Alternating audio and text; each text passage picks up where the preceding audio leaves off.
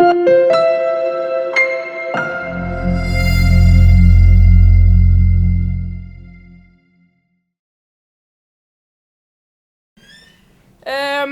Marie-Lou Tremblay, c'est moi. Ça fait 10 ans que je suis en développement économique. Je me suis promenée dans la région de Chaudière-Appalaches, Montmagny, dans les Laurentides, MRC des Pays d'en haut, au moment où les terres publiques ont pu être rapatriées par les MRC pour en faire des parcs régionaux. Je suis allée aussi en Montérégie-Est, donc Saint-Jean-sur-Richelieu, où j'ai travaillé plus au niveau rural et agricole, pour finir dans Vaudreuil-Soulanges depuis 6 ans. Donc, un petit plan de présentation, mise en contexte, chronologie du projet, puis défis et les partenaires qui nous ont permis de faire le projet. Je vais passer quand même rapidement. On est à Notre-Dame de l'Île-Perrot. Notre-Dame de l'Île-Perrot, c'est... vous avez l'île de Montréal, vous avez la 20, la 40, puis quand vous en allez vers Toronto ou vers Ottawa, c'est tout de suite après avoir quitté l'île de Montréal. Donc, on est dans la Montérégie-Ouest, on est à la limite du Québec, près de l'Ontario. Et il y a une petite île où il y a 4 municipalités. Notre-Dame de l'Île-Perrot en est une des 4. Cet espace-là, ici,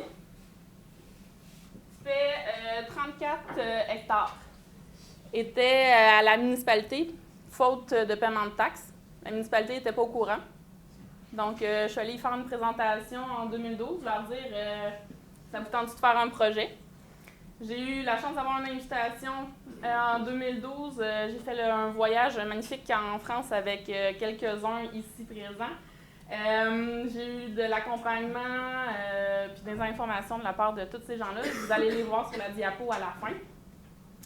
À l'époque, il y avait les CRE, chose que maintenant n'existe plus. J'ai fait un dépôt toute seule comme une grande et j'ai été refusée. Donc, je me suis rassis et je suis allée chercher des partenaires, que ce soit ici avec Alain, qui était présent, avec Alain Cogliastro de l'IRBV. Puis je vais vous en dire d'autres tout au fur et à mesure de la présentation. Et le projet a été accepté. Quoique travailler tout seul, des fois on avance plus vite, mais ça ne marche pas. Avancer plus lentement avec plein de partenaires, on réussit.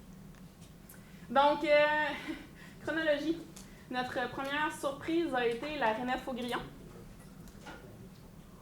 On a retranché quelques hectares du projet. Finalement, on a mis 16 hectares en culture et non 34. On en a laissé la balance à cette petite grenouille qui a maintenant un milieu qui lui est protégé juste à côté. Appel d'offres, parce qu'on est un organisme public, donc on doit, à chaque fois qu'on octroie un contrat de plus de 25 000 $, aller en appel d'offres sur invitation. Donc, on a fait procédure d'appel d'offres et c'est l'entreprise Broyage SD avec la machine que vous voyez là, parce que le site était en friche. C'était une terre, ça faisait 20 ans qu'il n'y avait pas, plus de 20 ans qu'il n'avait pas été mis en culture. Puis on est dans la grande agglomération de la CNN.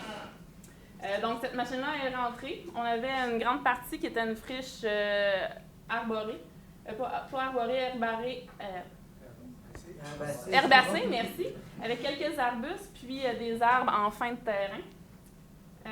Par la suite, on a fait un autre appel d'offres pour creuser des fossés. On n'a pas fait de drainage souterrain, mais vraiment un drainage de surface. L'appel d'offres a été gagné par une entreprise locale qui s'appelle Michel Bellefeuille Incorporé. Par la suite, on a eu un défi parce que le terrain est en bordure d'une route du ministère du Transport. Donc, 3 ministères se sont assis ensemble pour décider du profil du fossé qui longeait la route qui a été recreusée. 4 mois. Super! Mais, vous voyez ici l'aménagement. Cette fosse-ci est une fosse de rétention pour dans la période où la Rainette Faugrillon a besoin d'une place.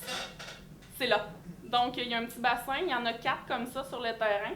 Et le MAPAC a été en accord avec le profil parce que la terre allait bien se drainer, donc le profil de pente était assez important.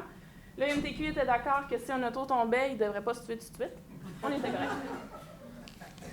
Donc, Après, il fallait signer un bail parce que le terrain était à la municipalité. La municipalité n'avait pas vraiment l'intention de cultiver. Donc, on a travaillé un bail, un protocole avec l'IRBV parce que c'est l'IRBV qui a la responsabilité de tout ce qui est suivi recherche. Donc, coupe, entretien des arbres, plan de plantation. David aussi a travaillé avec Alain là-dessus. Et le MAPAC nous a aidé aussi à savoir c'est quoi les paramètres qu'il faut qu'il y ait dans le baux de location agricole. Après un autre appel d'offres, nivellement, que vous voyez la machine ici. Malheureusement, Notre-Dame-de-l'Île-Perrot étant une île, on a un défi pour faire venir de la grosse machinerie. On n'a eu aucune réponse à notre appel d'offres. On a dû laisser tomber. Le terrain est séparé en deux parties, un de 10 hectares, un de 6 hectares. Et on a pu travailler sur la partie arrière. En tout cas, on voulait travailler sur la partie arrière, mais cette année-là, il y a eu de la neige très rapidement. On n'a pas pu le faire. Donc, on a eu un retard à cause du fossé, qu'il a fallu faire une négociation. Pas de réponse pour un appel d'offres.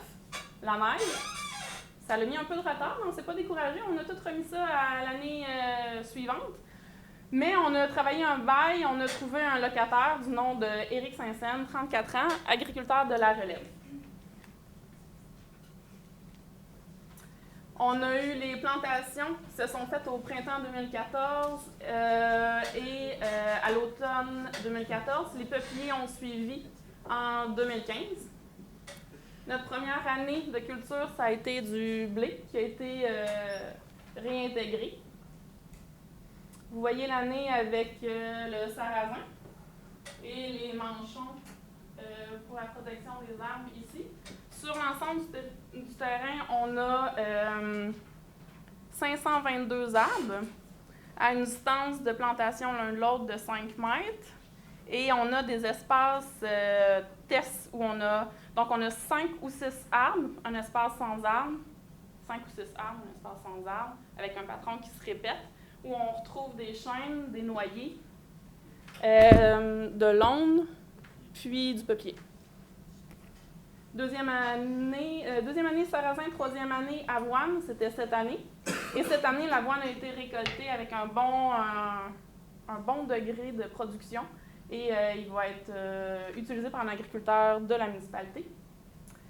Malheureusement, on a perdu notre agriculteur à la relève par un accident tragique qui est décédé. Donc, si vous avez envie d'un beau défi, on a 16 hectares en agroforesterie. C'est notre gros défi présentement.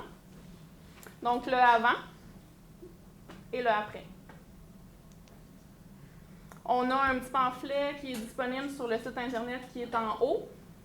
Les défis qu'on a eus, je vous les dis un peu, Renette Faugrillon, les appels d'offres sont des processus relativement lourds. Respecter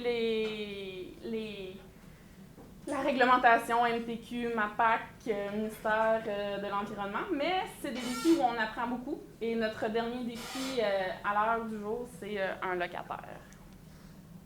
C'est tous les gens qui ont permis que le projet soit une réussite. Autant la personne qui est à la MRC du Rocher-Percé, qui avait déjà fait un projet, qui a été une aide très importante, que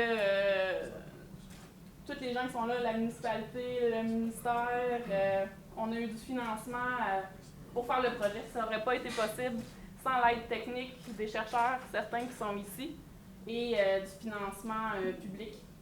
Nous, on est juste un trait d'union dans le projet, donc c'est eux qui font la grosse job, pas nous autres. Merci!